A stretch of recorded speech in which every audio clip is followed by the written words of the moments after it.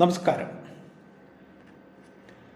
യേശു എന്ന പേര് ഹിബ്രുവിൽ യശുവ, ഇംഗ്ലീഷിൽ ജീസസ്. അത് കേൾക്കാത്തവർ ചുരുക്കമായിരിക്കും. വിശ്വാസികളായ ക്രിസ്ത്യാനികൾക്ക് അദ്ദേഹം ദൈവമാണ്, ദൈവപുത്രനാണ്. മത്തായി, മർക്കോസ്, ലൂക്കോസ്, യോഹന്നാൻ എന്ന 4 സുവിശേഷകരിലൂടെയും പൗലോസിൻ്റെ ലേഖനങ്ങളിലൂടെയുമാണ് നാം ആ വ്യക്തിത്വത്തെ കൂടുതൽ അറിയുന്നത്. നമ്മളിൽ പലരും കാണാത്ത ഒരു വ്യക്തിത്വവും യേശു എന്ന പേരിന് പിന്നിലുണ്ട്. ക്രിസ്തുമത അനുയായികളല്ലാത്ത ധാരാളം ആളുകൾ അദ്ദേഹത്തെ കാണാൻ ശ്രമിച്ചിട്ടുണ്ട്. ഒരുപക്ഷെ മുൻപറഞ്ഞ 4 ബൈബിളിനും മുൻപേ കോപ്റ്റിക് ലിപികളിൽ തോൽ ചുരുളുകളിലും മറ്റും എഴുതപ്പെട്ട ഗ്നോസ്റ്റിക് ബൈബിളിൽ നാം കാണുന്ന യേശു വളരെ വ്യത്യസ്തനാണ്. അതുപോലെ ചില ബുദ്ധ സന്യാസിമാരും ഹിന്ദു സന്യാസിമാരും യേശു എന്ന വ്യക്തിത്വത്തെ കണ്ടെത്താൻ ശ്രമിച്ചിട്ടുണ്ട്. യേശു യഥാർത്ഥത്തിൽ ഒരു ചരിത്ര പുരുഷനായിരുന്നു. ഈ ചോദ്യത്തിന് ആണെന്നും അല്ലെന്നും ഉത്തരങ്ങൾ കണ്ടെത്താൻ കഴിയും. എന്നാൽ ആ പേരിന് പിന്നിലുള്ള വ്യക്തിത്വം കണ്ടെത്തുക എന്നതാണ് പ്രധാനം എന്ന് ഞാൻ കരുതുന്നു. മത്തായി, മർക്കോസ്, ലൂക്കോസ്, യോഹന്നാൻ എന്നിവരുടെ ബൈബിളിലൂടെ സൂക്ഷ്മമായി സഞ്ചരിച്ചാൽ 4 വ്യക്തിത്വങ്ങളെ നമുക്ക് കാണാൻ കഴിയും. പൗലോസിൻ്റെ ലേഖനങ്ങളിലുള്ള യേശു ഉയർത്തെഴുന്നേറ്റ യേശുവാണ്. ജീവിച്ചിരുന്ന യേശുവുമായി അതിന് വലിയ ബന്ധമൊന്നുമില്ല. ഗ്നോസ്റ്റിക് ബൈബിളുകളിൽ കാണുന്ന യേശു ഉയർന്ന ആത്മതത്വം പറയുന്ന ഒരു മിസ്റ്റിക്കാണ്. ബുദ്ധമത ഗ്രന്ഥങ്ങളിലൂടെ കാണുന്ന യേശു ഒരു സഞ്ചാരിയും ജ്ഞാനാന്വേഷകനുമായ ഒരു വ്യക്തിത്വമാണ്. ചില ഹിന്ദു ആചാര്യന്മാർ കണ്ടെത്തിയ യേശു അദ്വൈതിയും പഴയ നിയമത്തിലെ ഒരു പ്രവാചകൻ്റെ പുനർജന്മവുമാണ്. ഇവയെല്ലാം ചരിത്രപരമായി എത്രമാത്രം വസ്തുതകളോട് അടുത്തു നിൽക്കുന്നു എന്ന് പറയാൻ കഴിയില്ല. ഈ പ്രഭാഷണത്തിൽ അത് പരിശോധിക്കുന്നുമില്ല. ഇന്ന് നാം അറിയുന്ന ദൈവപുത്രനായ യേശു AD 325 നിഖിയ സൂനഹദോസ്, അതായത് കൗൺസിൽ ഓഫ് നീസിയ, അതിനുശേഷമുണ്ടായ യേശുവാണ്. അതിന് പ്രധാന അടിത്തറ യോഹന്നാൻ്റെ സുവിശേഷവും ത്രിത്വ സങ്കല്പവുമാണ്. പൗലോസിൻ്റെ ലേഖനങ്ങളും ഇതിന് സഹായിച്ചിട്ടുണ്ട്.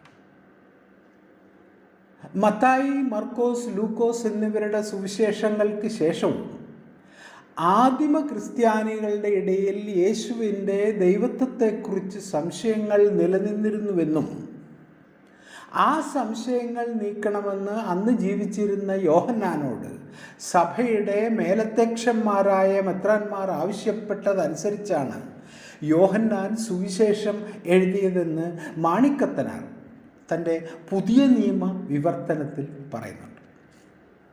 അതായത് യോഹന്നാൻ സുവിശേഷം എഴുതുന്നത് ഒരു ലക്ഷ്യം വെച്ചുകൊണ്ടായിരുന്നു. അതുകൊണ്ട് തന്നെ അതിൻ്റെ വിശ്വാസ്യതയ്ക്ക് ഒരല്പം കുറവുണ്ട് താനും. എന്നാൽ നാം മുൻപ് സൂചിപ്പിച്ച 4 സുവിശേഷങ്ങളിലൂടെ തന്നെ സഞ്ചരിച്ചാൽ നമ്മെ ഇതുവരെ ക്രിസ്തു സഭ പഠിപ്പിച്ച യേശുവിൽ നിന്നും വളരെ വ്യത്യസ്തനായ ഒരു യേശുവിനെ കാണാൻ കഴിയും.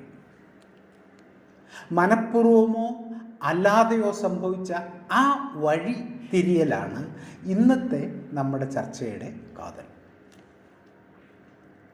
4 ബൈബിളുകളിൽ ഒന്നും കൃത്യമായി അങ്ങനെ പറഞ്ഞിട്ടില്ലെങ്കിലും എങ്ങനെയോ ലോകത്തിലുള്ള ക്രിസ്ത്യാനികളെല്ലാം കരുതുന്നത് അബ്രഹാമും ഇസഹാക്കും യാക്കോബും വിശ്വസിച്ചിരുന്ന ഒരു ദൈവത്തെയാണ് യേശു പിതാവ് അല്ലെങ്കിൽ അബ്ബ എന്ന് വിളിച്ചിരുന്നത് എന്നാണ്.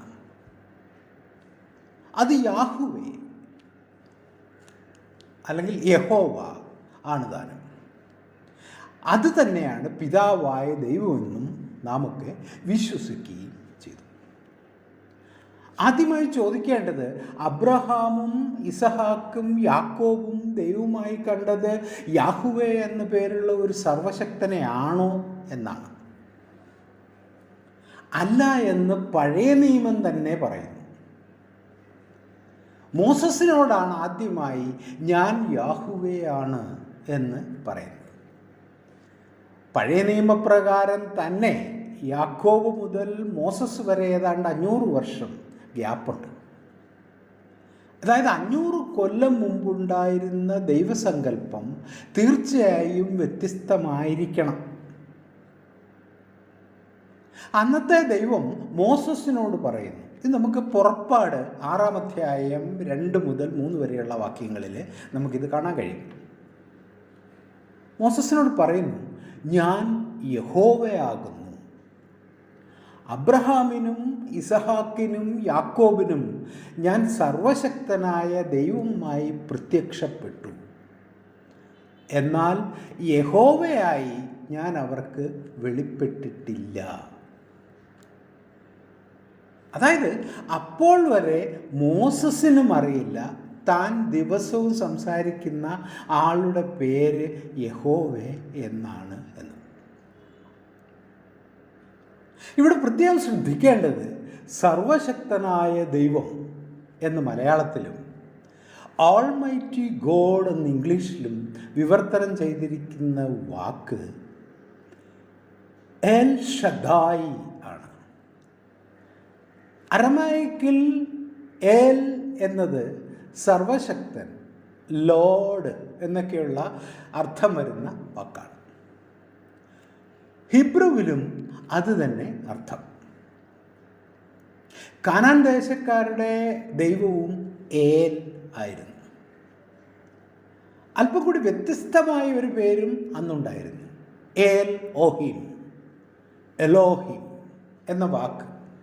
അത് കുറെ കൂടി സമ്പുഷ്ടമാണ്. അതായത് സൃഷ്ടി, സ്ഥിതി, സംഹാരം, ഇതിനൊക്കെ അധിപനായ ഒരു സർവശക്തൻ എന്ന് അർത്ഥം വരും. ഇതിൽ ഏതെങ്കിലും ഒന്നായിരിക്കണം എബ്രഹാമും ഇസഹാക്കും യാക്കോബും വിശ്വസിച്ച ദൈവം. പക്ഷേ അബ്രഹാമിൻ്റെ ദൈവം രക്തബലിയിലും ഒരുപക്ഷെ മനുഷ്യബലി പോലും സ്വീകരിക്കുന്ന ഒന്നായിരുന്നെങ്കിലും യഹോവയിലേക്കെത്തുമ്പോൾ ക്രൂരനും ഒരു വിട്ടുവീഴ്ചയും അനുവദിക്കാത്ത ഒരു യുദ്ധദേവനായി മാറുന്നുണ്ട്. അത് യഹോവ എന്ന ദൈവത്തിൻ്റെ സ്വഭാവം നിരവധി ഉദാഹരണങ്ങളിലൂടെ പഴയ നിയമം കാണിച്ചു തരുന്നുണ്ട്. ഒരൊറ്റ ഉദാഹരണം മാത്രമെടുത്താൽ സാമുവേൽ പുസ്തകം 1-15 അധ്യായം നോക്കാം. അന്നത്തെ രാജാവായ സാവൂളിനോട് സാമുവേൽ പ്രവാചകൻ പറയുന്നു, യഹോവ നിന്നെ ഇസ്രായേലിൻ്റെ രാജാവായി അഭിഷേകം ചെയ്തുവല്ലോ, അതുകൊണ്ട് നീ ഞാൻ പറയുന്നത് പോലെ അനുസരിക്കണം. ഇസ്രായേൽക്കാർ ഈജിപ്തിൽ നിന്നും വരുമ്പോൾ വഴിയിൽ വെച്ച് അമലോക്ക് അവരെ ആക്രമിച്ചത് ഞാൻ കുറിച്ച് വെച്ചിരിക്കുന്നു. അതുകൊണ്ട് നീ ചെന്ന് അമലോക്യരെ തോൽപ്പിച്ച് അവർക്കുള്ളതെല്ലാം നശിപ്പിക്കുക. അവരോട് ഒരിക്കലും കനിവ് തോന്നരുത്. പുരുഷന്മാരെയും സ്ത്രീകളെയും കുട്ടികളെയും മുല കുടിക്കുന്നവരെയും അവരുടെ കാള, ആട്, ഒട്ടകം, കഴുത എന്നിവയെല്ലാം സംഹരിച്ച് കളയുക. അതായത് മുലകുടി മാറാത്ത കുട്ടികളെ പോലും വെറുതെ വിടരുത് എന്ന്. എന്നാൽ അമലോക്യരുടെ ഇടയിൽ ഉണ്ടായിരുന്ന കാനറ്റസ് എന്ന് പറയുന്നത് ആ ജനവിഭാഗം ഇസ്രായേൽക്കാരോട് സ്നേഹമായി പെരുമാറുന്നവരും അവരെ സഹായിച്ചവരുമാണ് എന്നറിയാവുന്ന സാവൂൾ അവരോട് വേഗം രക്ഷപ്പെട്ടുകൊള്ളാൻ ആവശ്യപ്പെട്ടു.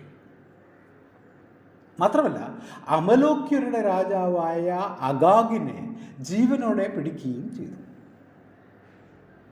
യഹോവയേക്കാൾ ദയാലുവായിരുന്നു സാവൂൾ എന്ന് സാരം. ഇതറിഞ്ഞ യഹോവ സാവൂളിനെ രാജാവിൻ്റെ സ്ഥാനത്ത് നിന്ന് നീക്കി ആ സ്ഥാനത്ത് ദാവീദിനെ അഭിഷേകം ചെയ്തു. യഹോവ എന്ന ദൈവം ഇങ്ങനെയാണ്. 2000-ഓളം കൊല്ലമായി ഈ യഹോവയാണ് യേശുവിൻ്റെ പിതാവ് എന്ന് നമ്മെ ധരിപ്പിച്ചത് ആരാണ്? യേശു ഒരിക്കലും യഹോവ എന്ന വാക്ക് ഉച്ചരിച്ചിട്ടില്ല എന്ന് നമുക്ക് കാണാം. അഥവാ അങ്ങനെ പറഞ്ഞിട്ടുണ്ടെങ്കിൽ ആ സമയങ്ങളിലെല്ലാം ഹെബ്രു ബൈബിൾ ഉദ്ധരിക്കുമ്പോഴോ യഹൂദ പ്രമാണിമാരോട് സംസാരിക്കുമ്പോഴോ മാത്രമാണ്. മാത്രമല്ല, ഒരവസരത്തിൽ യഹൂദരുടെ അഥവാ മോസസിൻ്റെ ദൈവത്തെ പിശാച് അല്ലെങ്കിൽ ഡെവിൾ എന്ന് വിളിക്കുക പോലും ചെയ്തിട്ടുണ്ട്. തന്നോട് ചോദ്യങ്ങൾ ചോദിക്കാമെന്ന പരീക്ഷർ ആരാണ് നിൻ്റെ പിതാവ് എന്ന് യേശുവിനെ ചോദ്യം ചെയ്തപ്പോൾ അദ്ദേഹം അവരോട് പറഞ്ഞ വാചകം ആണിത്. അദ്ദേഹം പറയുന്നു, you are of your father the devil and the lust of your father you will do. He was a murderer from the beginning and abode not in the truth, because there is no truth in him. When he speaks a lie, he speaks of his own, for he is a liar and the father of it. യോഹന്നാൻ 8:44. അതായത്, നിങ്ങൾ പിശാച് എന്ന പിതാവിൽ നിന്നുള്ളവരാകുന്നു, അതുകൊണ്ട് നിങ്ങളുടെ പിതാവിൻ്റെ ഇഷ്ടം ചെയ്യുവാൻ നിങ്ങൾ ആഗ്രഹിക്കുന്നു. അവൻ ആദ്യം മുതൽ കൊലപാതകയാകുന്നു, അവനിൽ സത്യമില്ല, അതുകൊണ്ട് അവൻ സത്യത്തിൽ വസിക്കുന്നുമില്ല. നുണ പറയുന്നത് അവൻ്റെ സ്വന്തം പ്രകൃതിയാണ്. അവൻ നുണയനും നുണയന്മാരുടെ അപ്പനുമാകുന്നു എന്ന്.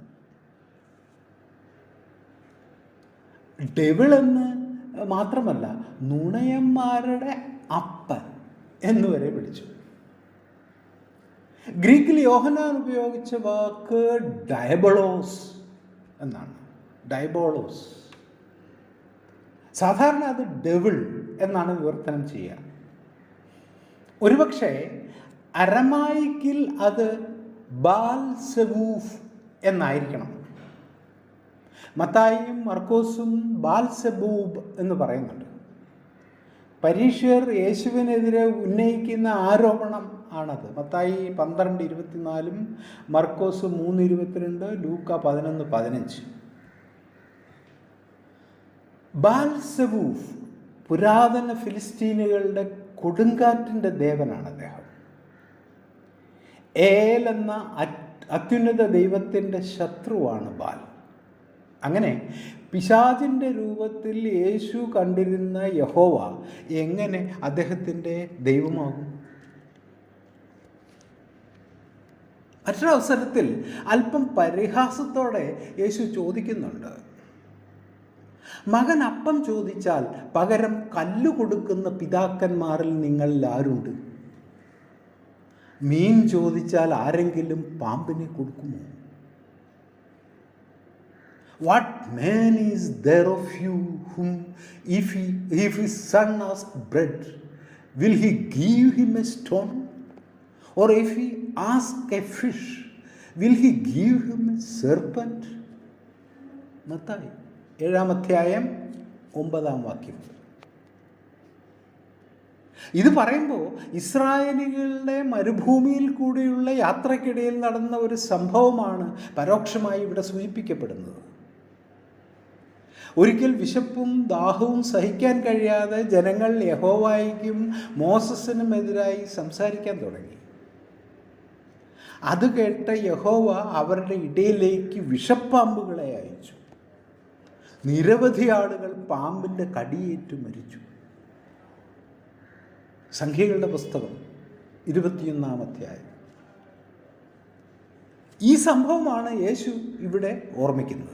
എന്നിട്ട് പറയുന്നു, നിസ്സാരരായ നിങ്ങൾ അങ്ങനെ ചെയ്യില്ല എങ്കിൽ നിങ്ങളുടെ പിതാവ് എത്രമാത്രം നന്മയെ കൊടുക്കുന്നവനായിരിക്കും. അപ്പോൾ ഈ തെറ്റിദ്ധാരണകൾ എങ്ങനെയാണ് ഉണ്ടായത് അഥവാ ഉണ്ടാക്കിയത്? അരമായിക്കിൽ നിന്നും ഗ്രീക്കിലേക്കും ഹിബ്രുവിലേക്കും അവിടെ നിന്ന് ഇംഗ്ലീഷിലേക്കും പിന്നീട് അസംഖ്യം ഭാഷകളിലേക്കും പരിഭാഷപ്പെടുത്തിയപ്പോൾ അറിഞ്ഞോ അറിയാതെയോ ഉണ്ടായ മാറ്റങ്ങളാണ് ഇവയെല്ലാം. ഇങ്ങനെ മാറ്റിയ വാക്കുകളിലൂടെയാണ് ക്രിസ്ത്യാനിറ്റി എന്ന മതം തന്നെ കെട്ടിപ്പൊക്കിയത്. ചില ഉദാഹരണം നോക്കാം. യേശു ക്രിസ്തുവാണ് എന്ന് പറയുന്നുണ്ട്.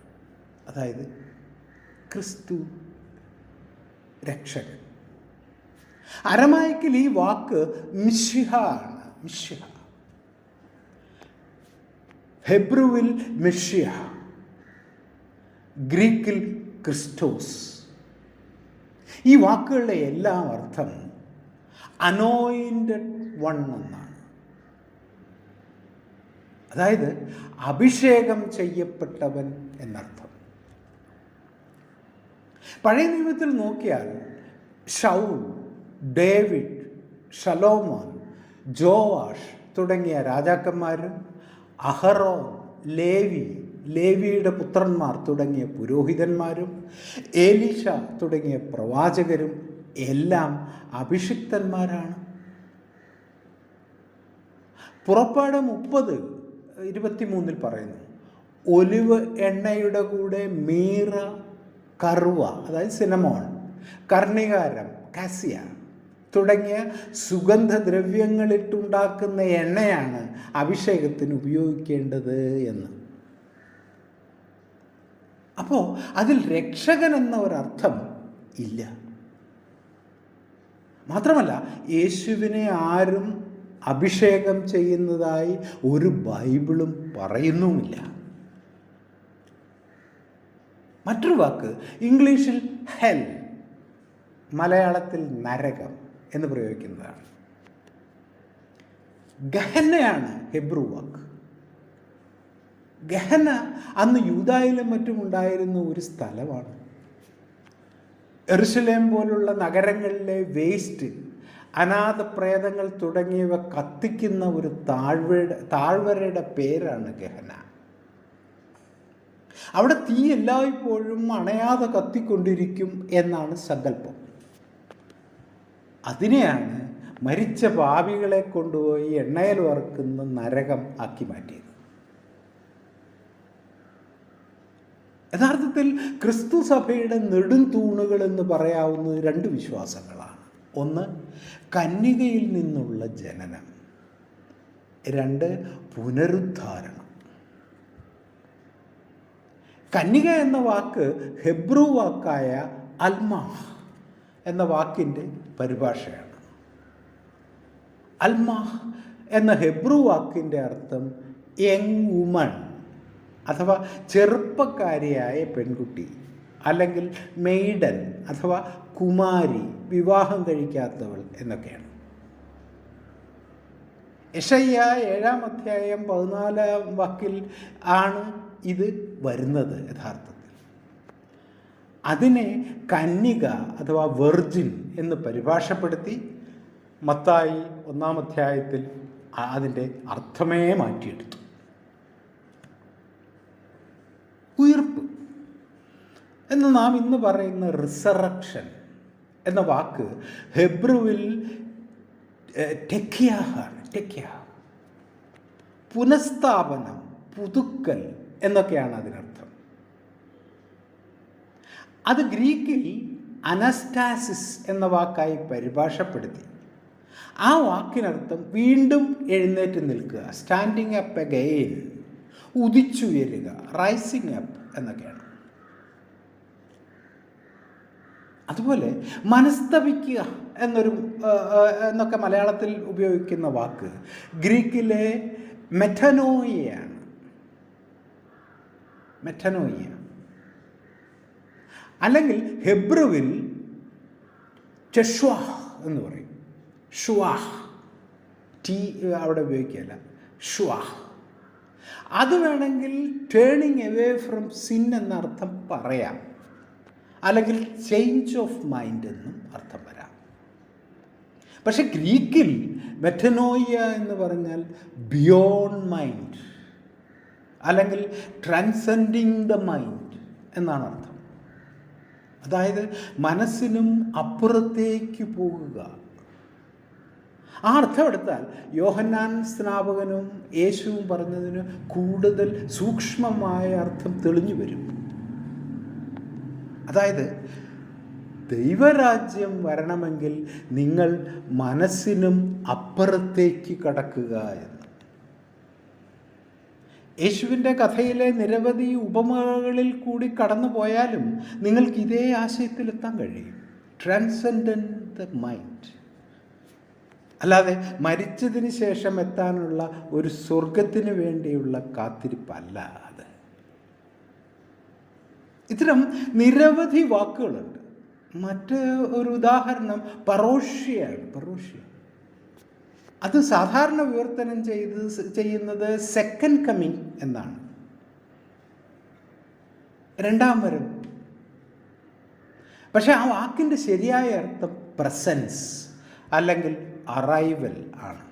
അതായത് സാന്നിധ്യം. ഭാവിയിൽ നടക്കാൻ പോകുന്ന ഒന്നിനെയല്ല സൂചിപ്പിക്കുന്നത്, മറിച്ച് ഇപ്പോൾ ഇവിടെ ആണ്. യഥാർത്ഥത്തിൽ the second coming of Jesus അല്ല പിന്നെയോ ദ പ്രസൻസ് ഓഫ് ജീസസ് ആണ് ശരിയായ അർത്ഥം. യേശു പഠിപ്പിച്ചു എന്ന് കരുതുന്ന പ്രാർത്ഥന കൂടി പരിശോധിച്ചിട്ട് ഈ പ്രഭാഷണം അവസാനിപ്പിക്കാം. നാമൊക്കെ പഠിച്ചിരിക്കുന്ന പ്രാർത്ഥന സ്വർഗസ്ഥനായ ഞങ്ങളുടെ പിതാവേ, അങ്ങയുടെ രാജ്യം വരേണമേ എന്നുള്ളതാണല്ലോ.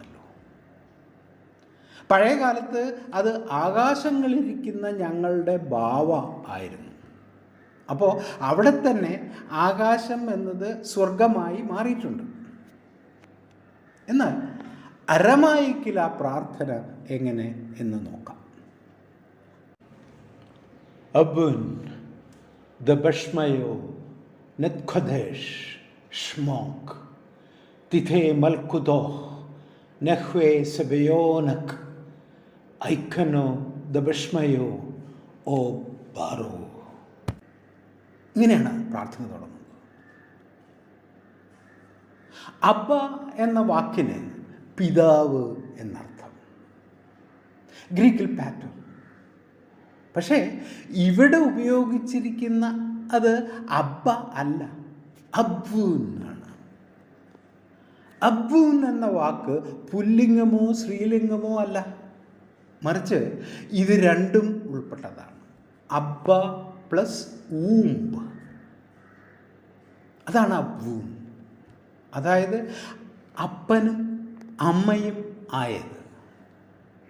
ദ സോഴ്സ് അല്ലെങ്കിൽ ദി എസെൻസ് ഓഫ് ബീയിങ് എന്നർത്ഥം. ഷ്മയോ എന്ന അരമായിക് വാക്കിന് the radiant vibration of the entire universe അല്ലെങ്കിൽ the harmonic resonance of all existence എന്ന അർത്ഥം. അതായത് ഈ പ്രപഞ്ചത്തിൻ്റെ ദീപ്തമായ പ്രകമ്പനം, അല്ലെങ്കിൽ ഈ പ്രപഞ്ചമാകെ മാറ്റൊലി കൊള്ളുന്ന ഏകത്വം എന്ന് സാരം.